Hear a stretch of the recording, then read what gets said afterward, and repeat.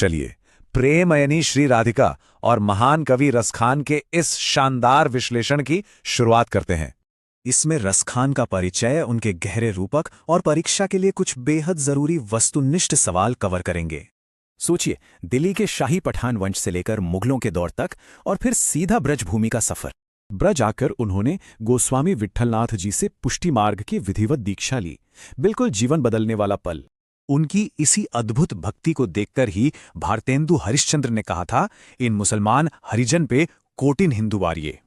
प्रेम वाटिका और सुजान रसखान के जरिए उन्होंने ब्रजभाषा और सवैया छंद में तो गजब ही कर दिया।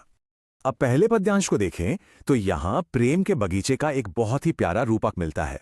मतलब राधा प्रेम का खजाना है और कृष्ण उसका रूप, दोनों मिलकर इस प्रेम रूपी बगीचे के माली मालिन हैं। आगे कवि कहते हैं कि कृष्ण की मनमोहक छवि देखते ही आंखें जैसे खुद के वश में रही ही नहीं। वो दिव्य छवि ऐसे आती और गायब हो जाती है, जैसे धनुष से एकदम कोई तीर छूटा हो।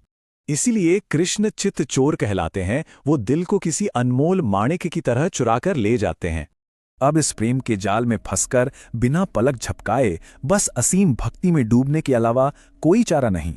अंतिम पद्यांश में देखिए, रसखान खुशी खुशी दुनिया के सबसे बड़े खजानों को कैसे ठोकर मारने को तैयार है।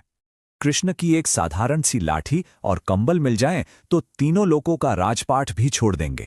8 सिद्धियां, 9 निधियां और करोड़ों सोने के महल, सब कुछ उस लाठी कंबल के आगे बिल्कुल बेकार हैं। असली इच्छा तो बस ब्रज की कांटेदार झाड़ियों में रहकर नंद बाबा की गायें चराने की है। चलिए, आप परीक्षा के लिए कुछ सबसे जरूरी तथ्यों को फटाफट दिमाग में एकदम पक्का कर लेते हैं। कवि रसखान, सवैया छंद, ब्रज भाषा और रीतिकाल, ये बातें सीधे अच्छे अंक दिला सकती हैं।